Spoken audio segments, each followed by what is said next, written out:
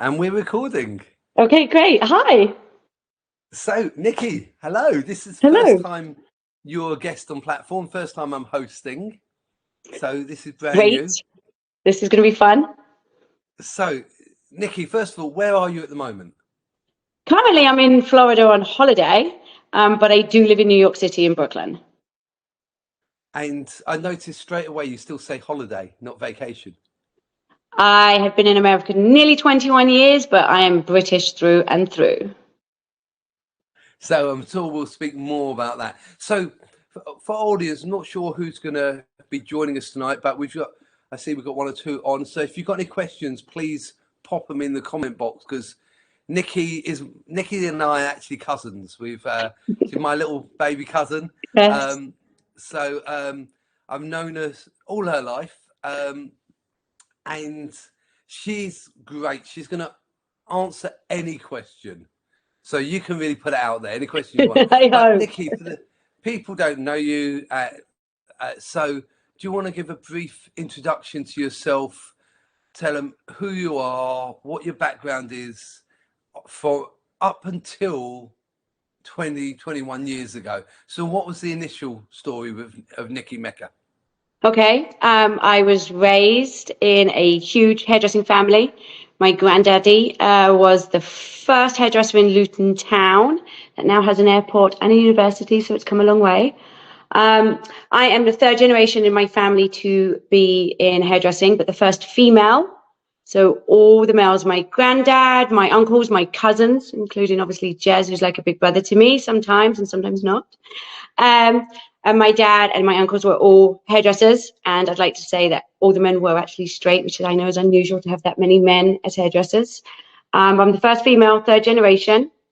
I started with my dad as a shampoo girl, 14, I think I was 14, just every Saturday, full time during school holidays. And then when I wanted to leave school, Jez would not employ me. And he told me to go get a job up in the West End of London. And so he helped me with a couple of connections, and I got interviewed at Charles Worthington's. And I did my 3-year apprenticeship there with under Charles. I became his head apprentice. I won some hair shows. I met a few celebrities. I sold some shampoos to some celebrities. So it was a lot of fun. From Charles Worthington, after 8 years, I qualified there. A position became available at Trevor Sorbie, and that was the only reason I would ever actually leave Charles Worthington's. It took me 6 weeks to get the job. And after 6 weeks and after a lot of pressure, they finally offered me a colorist position, which I stayed for 3 years. And then at my 3-year mark, my dream was always New York, and I had managed by then to seal a job in New York and move to New York. So if I ever was to move back to London after nearly 21 years being in America, I would go back and work at Trevor Sorbie for sure. So first of all, you said that I refused to train you. So why was that? Because we're too close. That's what I felt. I felt like because we're too close, my cousin. I think that's the only reason. You may have more reasons than that. Well, I knew with you that the sort of training that you're going to need to really push you, you could take it, I could take it, your dad couldn't. The sort of pressure agreed. of that demanding training to bring out to. So when you went to Charles Worthington, that wasn't an easy training. No, I wanted to quit many times. I cried my eyes out. After a year, I had actually moved salons, and the manager of that salon ended up following me. And he was the reason why I wanted to quit. He was so tough on me.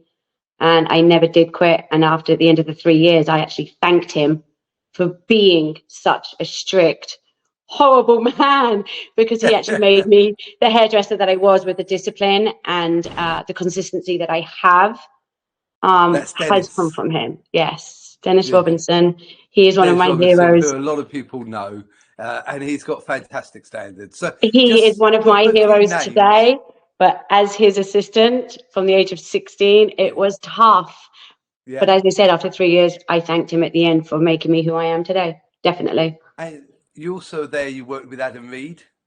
Adam Reed. Carolyn Newman was one of my trainers, and I still hear her voice in my head as I take my highlighting section. Straight line, you won't get close to the root. So I still have Carolyn Newman's in my head, and Adam Reed, of course. Yes. So, and then you went to Trevor Sorbie, where you had another strict taskmaster. Yes, I had a few there, but Nathan Walker, who is still currently, the head with Trevor, fantastic person, great to be working under these talented hairdressers. And again, I just didn't stop learning there. It's an incredible experience. So, and then you decided you want to go to New York. Yes, well, initially it was always my dad's dream was America and New York. So I guess he kind of planted the seed in my head. Also being a club kid by that point, what better place than New York to continue hairdressing and hit the club scene? So in all honesty, did you go there to work? Like, you went from Charles to Trevor, you had a hairdressing name that you wanted to work for. Did you go to New York because you were following a hairdresser? There wasn't Instagram then, but was there a name you followed, or was it the bright lights and the big city and the glamour and the nightclubs and the partying? Definitely the latter. Definitely the big lights and the partying. Because when you Google, even back then, which you could do, top 10 hairdressers names in London, you get them. In New York, it doesn't work that way. I'll tell you my journey in a second, but just to say, my very first salon that I worked in, there was 10 top salons within the same block without actually crossing a road, and they were all 300 and up per head. You can find your hairdresser within that company. There is 1,010,000 of me's in Manhattan. Yes, you've got your top names, your John Barrett's, your Frederick Fekkai, but you have Julian Farrell's and Paula Bracks that maybe the names are not as known, but they're just as big and they charge just as much. So yes, it wasn't a hairdressing scene that I followed. It really was, I knew I could do hairdressing out there, but it really was the big lights in the club scene initially for me for New York. And you mentioned $300. That was $300 20 years ago. Yes, 20. Yes, per head, 300 That's and a lot up. of money. That's a lot of money. Yes, but you were dealing with, Wall Street guys coming out, that's got, when the 80s and 90s roared, that's the money you're spending. And the tipping scene in New York was pre-pandemic, was decent. It's not big. So tell people how that works, because like hairdressers, the tips, the gratuity is very nice, but a lot of places tipping's not a big cultural thing here. What is the given, or what was the given pre-pandemic, would you say? Pre-pandemic, you were looking at 20% on your bill. So if you're charging, and again, we're talking about then, again, the number 300 for a set of highlights, 350, 400 for balayage, you're getting $80 to $100 tip just on your color service. Each one. Each one. So it makes a massive difference to your income. Huge. And back then, I mean, still in America, you have to do your own personal taxes, but back then, the tax guy was not on top of service industry tips. So yes, it was straight in your back pocket. And straight down the nightclub. Straight down the nightclub for me. Clothing allowance. I would have a little envelope to save up for travel, so I can come home to England to see everybody. But the top hairdressers that have been there for donkey's years would have shoe boxes of $100 bills stashed under their beds. Like, as you do. Yes. So how I got out here, actually, I just wanted to say how my journey from Trevor to New York. I actually bought my father, who I'd mentioned earlier was also a hairdresser. I bought him a airline ticket, and me and him on New Year's flew out to New York. And I had a few interviews lined up via the telephone, kind of calling salons. And, but we spent a week walking the streets and looking up, because everything in New York, there's no hair salons street level of the caliber that I wanted. So you've got to look up. And we literally just dropped my resume, my CV off. And I actually spent a week interviewing in as many salons as I possibly could. They would have to sponsor me, even though I would be paying for it all. I would need initially like an 18-month training program written by them, which is the reason why I was going to the States in the first place. So after a week, I hate to sound big-headed, but I was very grateful that I got offered every single job. It was a matter of choosing which salon I wanted to work in. And it was great having my dad with me, was in the industry, who could really help me figure out where I belonged. And because each block has a different set of clientele, each block has a different set of stylists. So it really does vary where you work in New York, in New York City at least. So then after a week, we came home and I hired a lawyer, and it took about 6 months for the paperwork to be drawn up. I had to show that I was bringing something to America, and America was giving me something. So I ended up with an 18-month visa with my first salon. Within the year, my boss had said to me, did I want to stay? And I said, absolutely. 18 months definitely was not enough to conquer Manhattan. And he helped me get an O1 visa, which is an extraordinary rare ability title. We needed letters of recommendation from high-end photographers, high-end PR companies, from a lot of his high-end clients, real estate agents that highly recommend me. One of my favorites was Jeff Bush's ex-wife now, Sharon Bush. She wrote me a letter saying she highly recommends me to the United States of America. I ended up with 24 letters. I needed 12. I had a portfolio from Charles Worthington and Trevor Sorbie, and from my first salon in New York. And I presented that to the States, and they granted me my visa, which every 3 years I got a new one until I married an American and got my green card. So until I got married. It's not an easy thing. No, not easy. It's not cheap. Each salon, after I moved salons, I had to have that next boss sponsor me. So I had to get a whole new visa. And the American Embassy and the British Embassy both had to grant it before I could legally work for that person. So changing salons was a huge decision, not easy and very expensive. As I say, up until I married my husband, we now have 2 kids, so it was a real marriage, and that's where I got my green card. And then last year, I actually went for citizenship, so now I'm an American citizen, as well as keeping my British passport. So we'll come back to being an American citizen a little bit. So when you first got to New York, because you were how old? 23? Just 23. Just 23. So you experienced in hairdressing like 7 years. You feel Yes. you're pretty trained at Charles Worthington, updated skills at Trevor Sorbie. You're pretty confident. Yes. Going to New York, stepping out, did you feel that confident? Yes. I was 23. It's easy to feel confident. I knew my job. Everyone, as far as I believed at the time, spoke English, which is where the accents do come into play in this, which is hilarious. I come from a high caliber salon. I come from really tough bosses, what's expected of me, my time of arrival, my hairdressing etiquette while I'm at work. But I still learned from one of the stylists there. He taught me consistency, bookends. His consultation was incredible at the beginning. He was a haircutter, so he would haircut and blow dry, and he would reiterate his consultation completely again right at the end, and literally step for step completed it. And it was just that consistency that he showed me was something that I learned and I've always taken with me. And that was my first salon in New York. I was there for over 2 years. Very strict salon. My boss would give me clients to highlight or balayage with, and he would tell me what type of conversation to be had with this particular client. It was tough. Wow. It was tough. And what was nice is, as clients arrived, there was coat check. So these clients would take off their $2,000 blouses and put on these stunning silk robes. And there was a coat check girl, and that was her job full time, was to dress and undress these wealthy females for their hair appointment, which was kind of nice. You trained at the Dorchester, so you had that. Yes. Charles Worthington, Dorchester, so you had that, but maybe not to that level.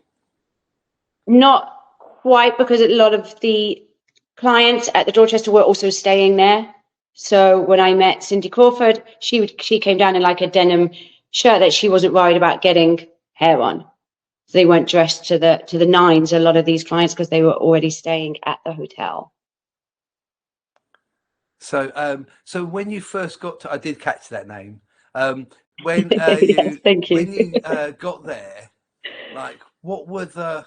You got this. You grew up with very strict bosses, very Yes. high standards, and then you go to Julian Farrell, and you're even told what sort of conversation to have, Yes. which I vaguely remember at the time. That was quite a challenge for you to It was, be because a lot of it was the golf and the dominated that way. Hamptons, and I don't do either.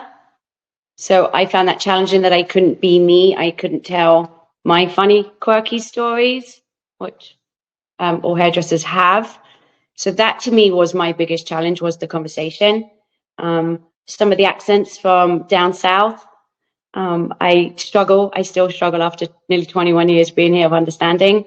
I don't have the ear for that, and they don't have the ear for me either. So there was a lot of what? I'm sorry, pardon. And a couple of times actually, other hairdressers have stepped in to help us through the consultation, because they're not understanding me, and I know I talk quickly with a British accent, and down south, that drawl, I just can't hear it. And they all want blonde, big hair, like big. So that was always fun and challenging.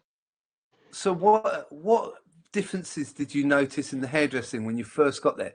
So we're going back 23 years. So we're looking at 2001. So for me, balayage was the biggest talk of the town, hitting Midtown. Midtown is like our Mayfair area. It's high end, but also filled with offices as well as Chanel and Tiffany's. So balayage was a technique that was coming through. My first round of learning balayage was within the salon, and I stayed behind and did training for it. Balayage means like sweeping in French. I was surprised I hadn't learned it in London, that it skipped from France to New York. It literally skipped over England. And it was the sweeping of the hair. It became fluid movements. But that wasn't, you hadn't learned that in London. No, I had to learn that there. Yet. I had to learn that there, and every client wanted it. So I had to learn it fast and quickly and be confident with it. And that, besides the conversations, that was my biggest hair challenge, was to nail this balayage technique that I didn't even know how to spell at the time. So, because I remember when you first went there, like, you were like almost offended that they wouldn't let you, that they just said that's not the way it is here. And well, I was the foil queen in London. I could nail a full head of highlights back to back, thickest head of hair, longest head of hair in the quickest time. I was the foil queen. I was so in, and now they're getting me to use little stubs of cotton and clean film. And, you know, I had a watch. I still don't wear a watch to this day. Back then, my watch would clip the clean film, and the whole thing would shift. And now you've got sweeping highlights that are sweeping the wrong direction. So yeah, it was frustrating, and I wasn't quick at it. I soon learned, I soon picked up my speed. But since then, I've done a lot of balayage courses actually over here, and that original technique of doing balayage, I now no longer do. And I do a lot of backcombing and with a paddle, and it's a much more pleasant way, and I can use foil again to cover it if need be. It's a lot more pleasant way for me to do my balayage and technique now. And it's kind of become such a universal technique. Not that people don't foil anymore, and they do foils with balayage, but they're for something that was so alternative to what you trained, and now everyone learns as this is just one of the disciplines that you learn. You have Absolutely. to be. It's one of the things you have to become great at. Well, the thing is, for foils are standard. You work up in rose, you can work in brick, but it gives you the standard look. Balayage is, it's a gradient of color that looks like effortlessly chic. And it's an art form. So every balayage can be done and swept and designed differently per head.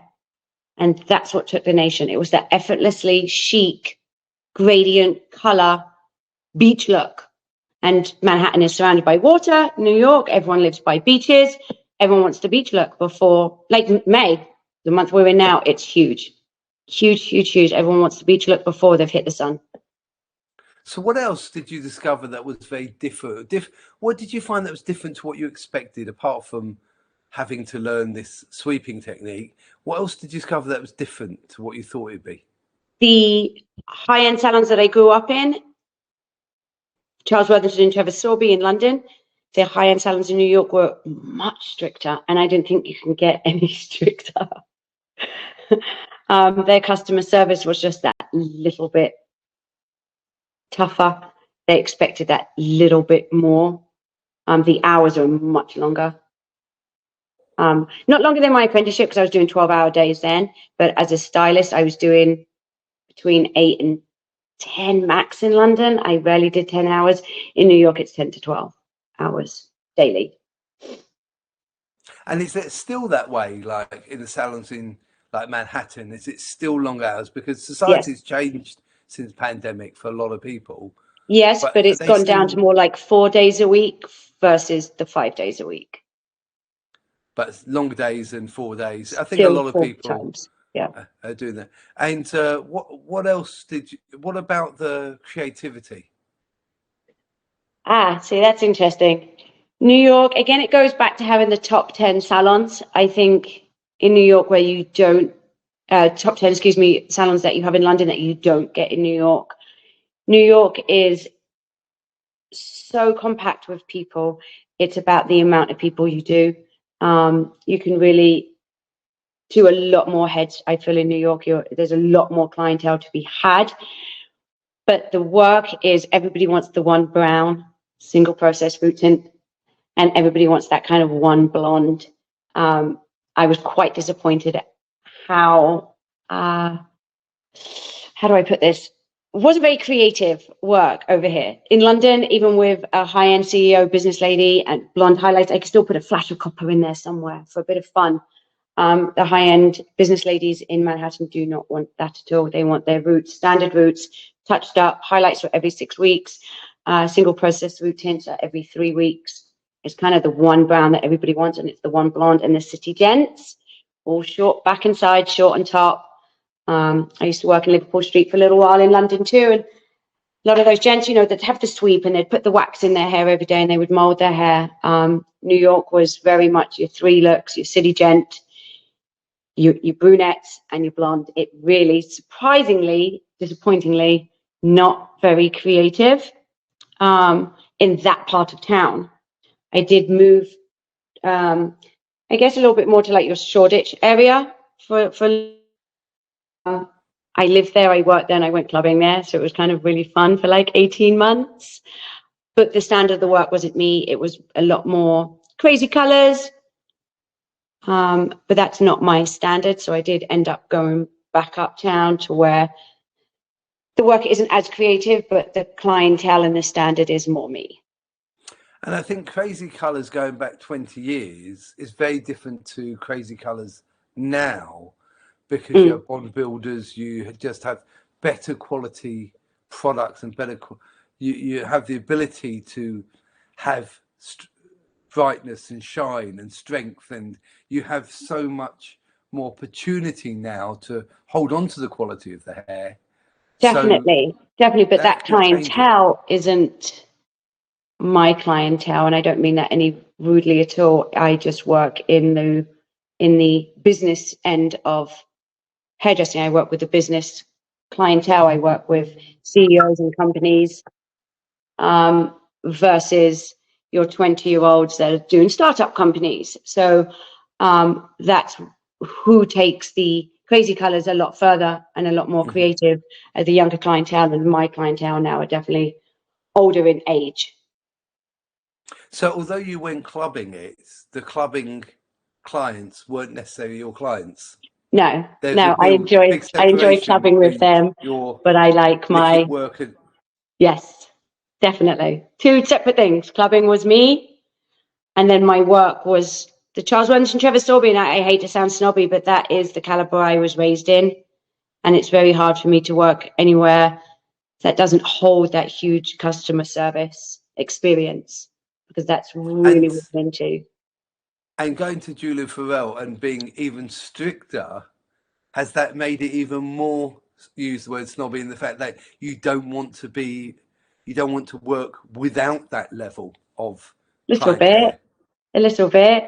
I mean, I went to Paula Brack. They were a little bit more relaxed, but they expect a certain standard, and I need that. I need to be expected of every day. I need to walk through the door if I'm 3 minutes late and everyone's staring at me going, "Why are you late?" I need that as a person. That works for me. I need that push, that daily push. And that's kind of quite an American, like you're fitting over there because that's quite an American, like, give me that high standard. It's like, yes, there's a strength, there's an expectation, and you're kind of meant to hold have your act together yourself. Yes, 100%. And as I say, that works for me as a hairdresser. You know, I was kind of, you give me an inch and I'll take a mile. So don't give me the inch and then I'll behave. So it works for me of who I am as my personality. Yeah. Hard to manage when you're clubbing it crazy as well. Well, when you're young, you can sleep 3-4 hours and do a day's work. I never missed work. You know, you could always hoot with the owls at night and soar with the eagles in the morning when you're young. And then when you worked that salon in like the more, where you said the area's a bit more like Shoreditch, where yes, your hours were very different then. Yes, that was fun. I didn't do it for long. It was a nighttime salon. It's from 4 p.m. till midnight. So some days I wouldn't wake up till 2 p.m. and I walked down the street to open up the salon at 4. Sometimes we opened at 2. And then sometimes we'd have a client that would want a full head of highlights starting at 11 p.m. at night, and I would take it and I would be there till 1 in the morning.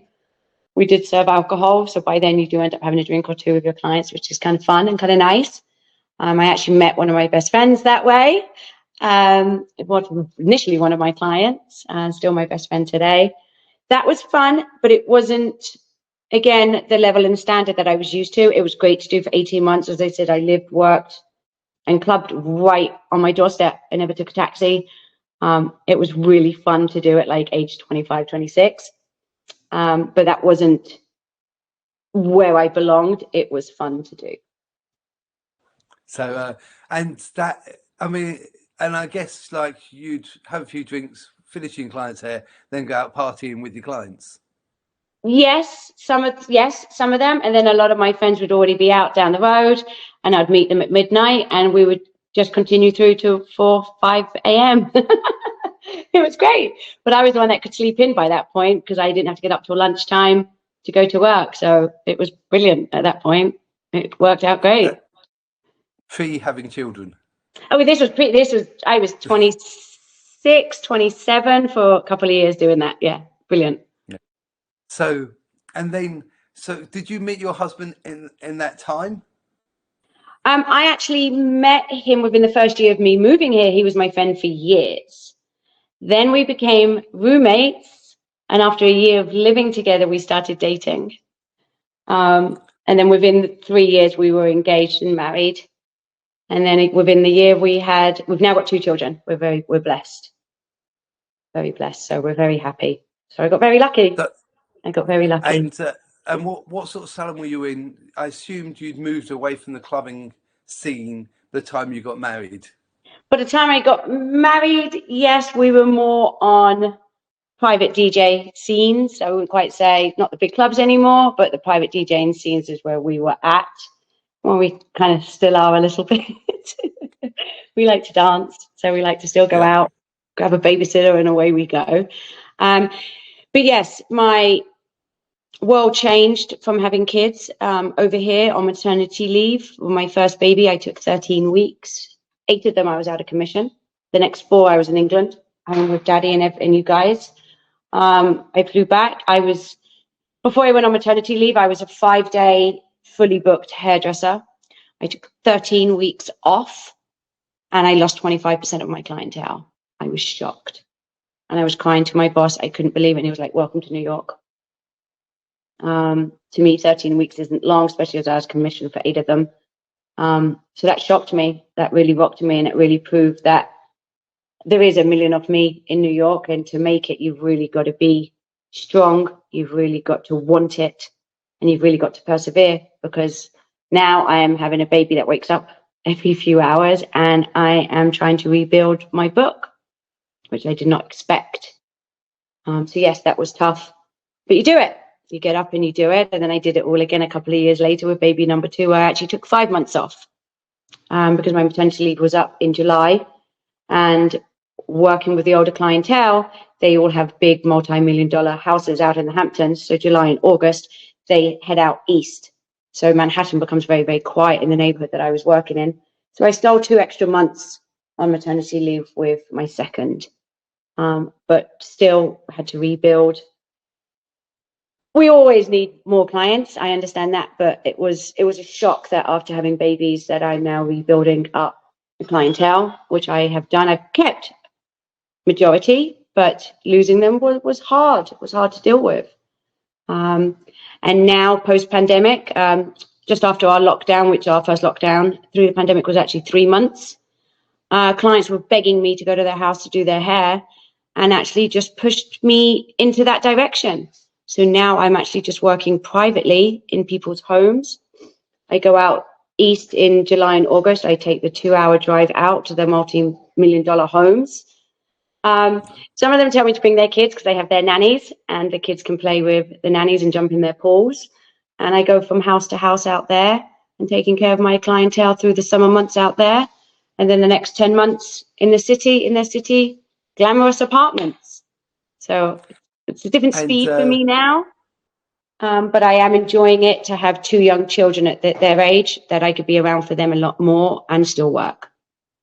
And it's the same with the cities here, that the cities took a long time to really get busy again. But from what I could hear, New York was more extreme. Like Manhattan, unfortunately, has not come back. The subways, unfortunately, are not safe. We have a lot of mental illness. We have a lot of homeless. And now we have the migrant situation, that a lot of clients have loved the home service, the food deliveries, the hair, nails, massages. They've all enjoyed getting it done from their home, and a lot of them have continued taking that path. So for me, I've really flourished doing it. I wouldn't have liked to have done this in my 20s because there's no teamwork. You're out on your own, but it suits me for being the older mum that I am now, and it really does suit me for my lifestyle with my kids. I am around with them a lot more. And are you still doing the city gent, the one brown and the one sort of blonde? Now I am branched out a little bit. I talk my clients into changing it up. We've gone from winter to summer glosses, little flash here and there with the odd one I've kind of convinced to do. But for me, I could never give up working behind the chair, salon or no salon. For me, it's that instant gratification. When you finish doing someone's hair and they look in the mirror and they look at themselves and they smile, it's such a genuine smile. They are smiling at themselves. They're not thinking what's for dinner. They're not thinking what they've got to do in an hour from now. They're not thinking about their next work meeting. They look at themselves in the mirror and they smile at themselves. And they probably don't do that again for the next month until I'm back around again. And that is why I'll never give up the chair. It's that feeling is fabulous, watching them look at themselves and just like what they see. It's incredible. And you mentioned in the pre-chat about in Manhattan, a lot of people come in running late and they need to get out. Yes. They need to explain that a little bit more. Okay, so when I was working in the salons just up until pandemic life, a lot of these CEOs, business ladies, they would arrive late, blame it on the traffic with their drivers. They would arrive late and they would need to be out 5 minutes before they've arrived. Your appointment times were much less than what I was given in London. They would arrive late and need to be out 5 minutes early. They were always in a rush, but you could not miss a beat. You would have to do the full consult from bookends, from start to finish. You couldn't do anything less but your absolute best, but you'd have to crunch it in a very small amount of time. And they'd always be like, we're done yet, let's go. But again, they would want the big picture. So sparks are coming off that tail comb of yours. Oh my God, incredible. But non-stop talk, work, caliber, but you know you were on that ticking tick clock, and they make you feel that. And they're like, my driver's outside, we've got to go. And I'm like, okay, can I please finish? Yeah. So now you're traveling around to people's beautiful apartments and beach houses and things. Is it the same pressure for time, or do they feel differently about it when they're in their space? The pressure is definitely off, but a lot of them are still working. They also take Zoom calls just with their camera off. Some of the lawyers that I do, they don't even talk to me. They're typing away. They've got their earbuds in, and they're busy. They're working, and I'm at work. The consult's always done ahead of time for me, so I know exactly what I'm bringing. Obviously, always bring a little extra, a little tweak if you need it. But the time-wise, the pressure is off, but the quality and the caliber of the work is, they expect the exact same when they get it. And they're paying good money, as you said. They're absolutely the pricing. They're still getting me. I still use salon quality products. They're still getting everything they would get in a salon, but they're getting it done at their convenience in their house. And you were saying also before about, like, you always were good at retail. In the Yes. Charles Worthington trained Yes. you to be very good at retail. You took to it, but Yes. New York's got a different expectation for how retail works. Everybody in New York wants to have the best, be the best. It's all about names in New York. You will willingly pay a certain amount to have a Paula Brack, Julian Farrell, Frederick Fekkai, John Barrett haircut. You're paying to be able to tell your friends that you've had that. An average bottle of shampoo and conditioner, Kerastase or Bay, runs you about $70, and everybody buys it. Personally, I've always been a good retail seller. As a hairdresser, I never understood, if you're paying so much for me, for my highlights, why would you then go home and use a no-brand shampoo and conditioner for the next 6 weeks? It never made any sense to me. So personally, I've always been a good retail seller, excuse me. But I've noticed across the salons, retail is much easier in New York compared to London, definitely. So there's a culture that the salon client of these high-end salons, They there's will an buy expectation they everything. would buy, and they have that expectation too. Absolutely. They would buy everything. But I also did find that in the Dorchester too. So I do think it's the caliber of the amount of money that these clients have. Because I did find in Dorchester Hotel when I worked there, I mean, one time I sold, admittedly I was an assistant, but I sold my month's wages worth of shampoo to Sylvester Stallone in shampoo and conditioners, and Charles Worthington's shampoos and conditioners back then ranged for like £3.95. So that's how much we bought. Stocked up. Yep. So yeah, I suppose without a blink of an eye. So it's definitely the high end. When you've got that type of money, you've got your driver waiting outside for you, which they all did. It's a different caliber of money, and they just don't think about it. They just give you their card, you're bagging it up while they're getting changed. It's not a thought for them. So this City Gent, I've just realised that you're talking about, you're really looking at your Richard Gere from Pretty Woman. Yes. Yes. Whether they look like Richard Gere, but right, you are looking at this suave, no, trust me, they don't look like Richard Gere, unfortunately. But yes, they have. You're talking $1 million apartment in the city, $5 million apartment in the city, to a $10 million house out in the Hamptons that they'll get a helicopter ride between the two to save on traffic. So you are looking, it's all about the experience at that level, because Yes. the money is not the chief driver. Nope, it's the experience, and you can throw the name out. I saw Nikki at. Yes, definitely. And one thing I did want to mention of being a colorist, which I think is interesting, I just want to throw in very quickly that I worked alongside L'Oreal Studios in Hammersmith back then with Charles Worthington, and I measure all my colors, L'Oreal, in milliliters. And then one of my salons in New York used Weller, and I can only measure now Weller in ounces because I learned it in America. So if I'm using L'Oreal, I'm in milliliters, and if I'm using Weller, I'm measuring in ounces, and I can't flip between the two. So still, there's no way I can't measure L'Oreal in ounces. Actually, it doesn't I really stick matter, to what I know. As long as it does the job that you need it to do. Right. Absolutely. I must admit, now I'm on my own. I like, my golds from L'Oreal. I like my ashes from Weller. So I'm definitely flipping between the two, but it's that milliliters and ounces, which I still giggle at. So I just changed the subject quickly. Yeah, that's right. And as long I as you want to know get how them to together. mix Innerlux with both, then it doesn't matter. I use Innolux. Everyone needs to use Innolux. Innolux saves all your stunning highlights, pushes the boundaries, gives you the extra strength that you can do to get that color. It is incredible. I don't highlight without it. And FBR is the new product out there. Beyond repair, figure out what the F means. To all hairdressers, don't start highlighting without these two products. It's been a complete game changer for me. Well, you've only just got FBR a couple of weeks ago, haven't you? So Yes. this is why everyone can see why you're a good retailer, because you just switch it on. You switch it on until they're like, let me But tell if you the about this. product works, you can sell it because it works. So use it because it works. It's just that simple. So we got Dom's joined us. So Dom's Hi, the Dom. maestro. This is his platform. He's the guy behind the How to Cut It brand and the podcasts. So he's put a note in here. Instant gratification. He loves that, and he also loves he grew up I will with never leave the music as chair for well. that. I will never leave the chair. That's what drives me, and that's what's always driven me. The woman looks at themselves in the mirror and they smile. They're smiling at themselves, and it's a beautiful thing to see.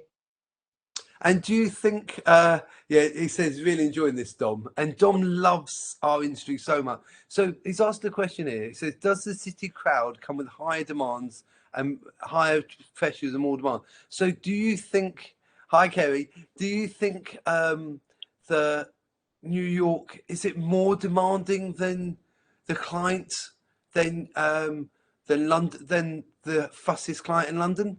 No, just done with a different accent. No, the demand is there. The demand, the expectation, the rights to what they expect from you is very similar. And I'm guessing perhaps because of the British or the American nature, there's a certain percentage of people who will tell you to your face what's good and what's not good. They're going to be, we might find them abrupt, but they're actually upfront and honest. And if something's not quite right, they're going to tell you. You're not going to be uncertain. Well, I had that from Dennis Robinson every single day. So I'm okay with that. That was my training. That was what I had for years. And I think when you're brought up like that, you got to let it go. So during my training, during my weeks to become a stylist at Charles Worthington, they taught you when that model leaves, and Carolyn Newman has just pointed out all my mistakes, when the next one sits in your chair, that model's left, those thoughts have to leave with that person, that thoughts have to leave with that client. So whatever that client's had to say to you, that those thoughts have to leave, because now you're on to the next and you must focus on what's in front of you. I learned that during my training with Carolyn Newman. It's very difficult to do, but it's a must, because when you're working with such high expectations, you can't please everybody all of the time, but you also can't let it rent space in your head and ruin your next client. Yeah, that's a good phrase. Can't let it rent space in your head. Yeah, you can't let it ruin. It can ruin your day. It can ruin your next 5 sets of highlights, and you just can't allow that. You must allow that problem with that client to leave with as they walk out the door, and then I'll rehash it over with my husband later on at night and cry about it. So what would you say? I'll ask. What would you say has been your? We're going to start to wrap up soon. Okay. Because appreciate you've got sunbathing still to do. So yes, what time absolutely. are you about 3:15 by you now? Yes, is it? 3:50. Yes. The sun is strong and the pool is cooling for me. Yeah. Oh. So Lush. what would you say is your biggest challenges been since you moved to New York 21 years ago? What? The balayage, the expectations, sense of humor, and to really find my feet, because from block to block, the work is different, the clientele is different, the expectations. So to really find where is home for me in the hair world, what type of clientele do I get on with, what type of clientele likes me and my work. The accent, the sense of humor is very different. Lifestyle, all been challenging, but if you want it, you will make it work. I did for a little while there, explore, Manhattan and work in different various areas, but I kept coming back to the same place, which is exactly where I started. And has the accent paid you? Because Oh, I remember yes. as a kid going to the States and sounding very British, and people going, "Oh, just say something." Oh, yes. No, Because absolutely. Everyone loves their British hair fairy. It's just brilliant. It's definitely got me far because clients love to say, "Oh, British Nikki at," "Oh, British Nikki does my hair. Oh, I know someone British.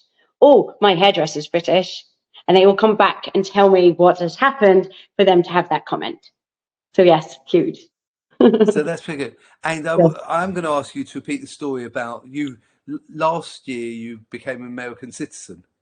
Yes. So I proudly studied and passed my American citizenship test. You had 100 American history questions to learn, and you stand up in court and you get naturalized from a judge.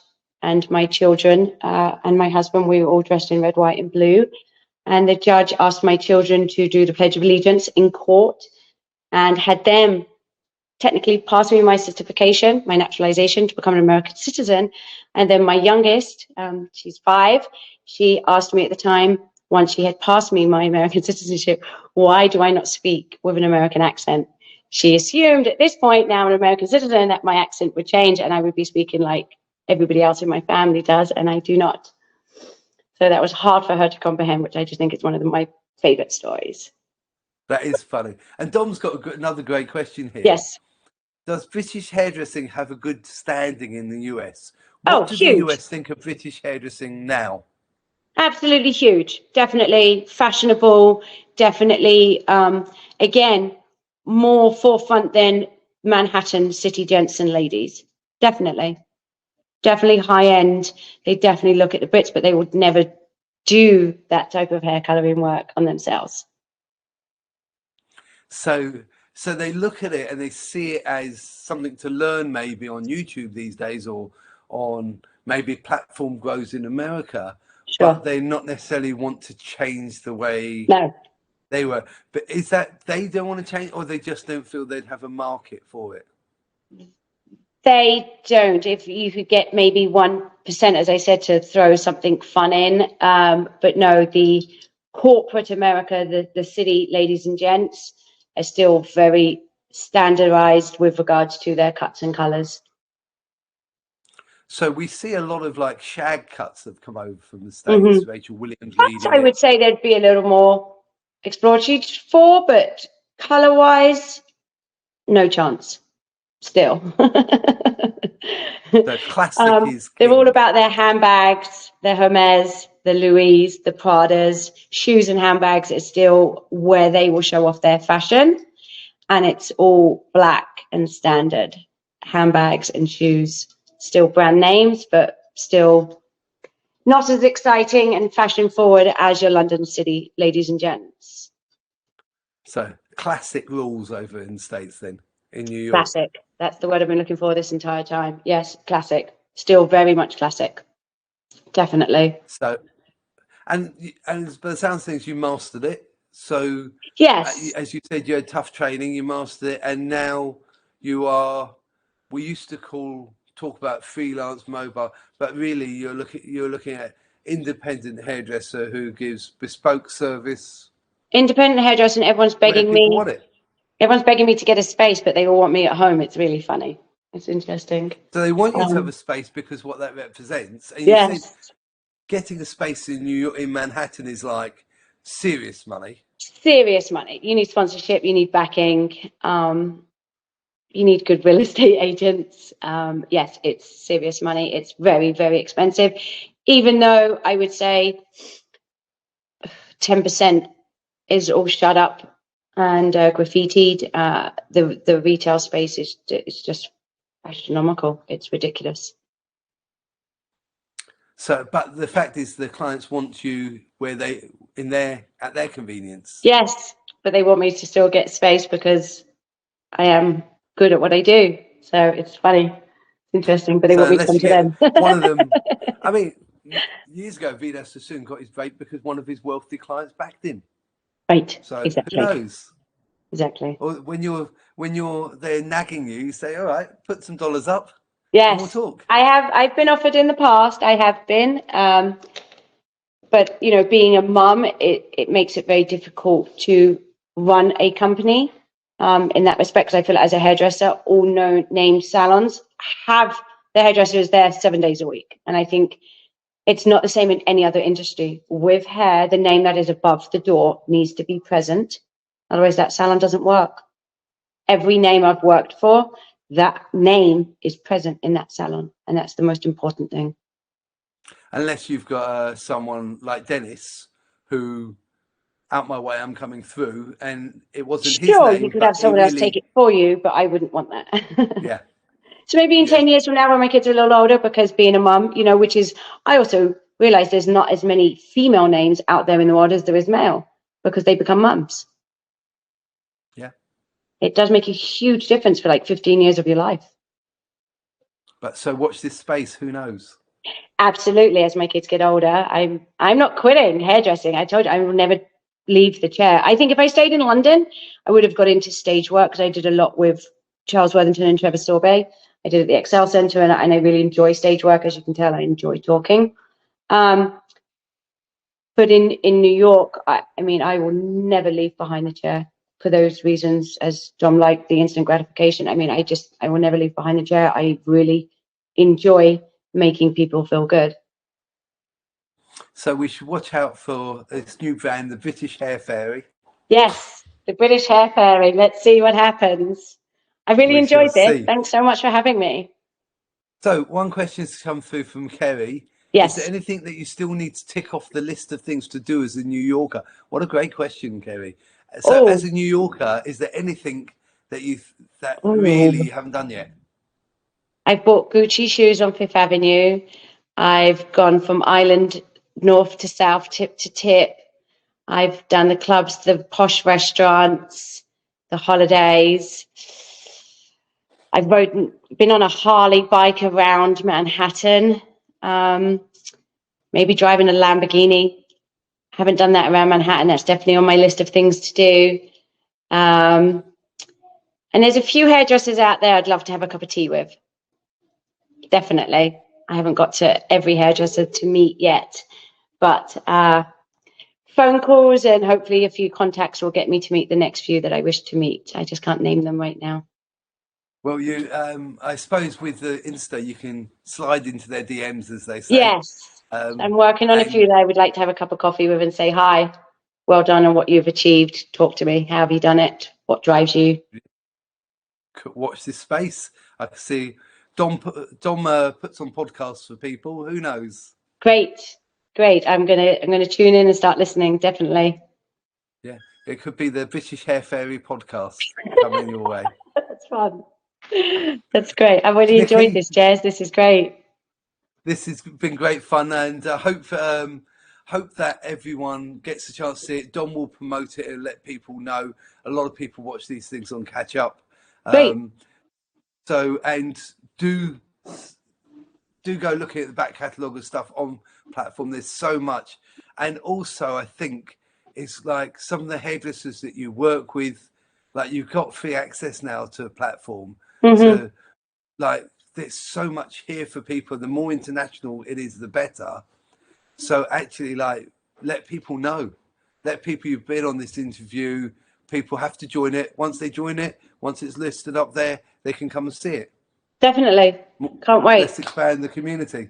Nikki, enjoy your holiday. We'll catch up soon. Thanks, guys. Bye. Bye. Ending this.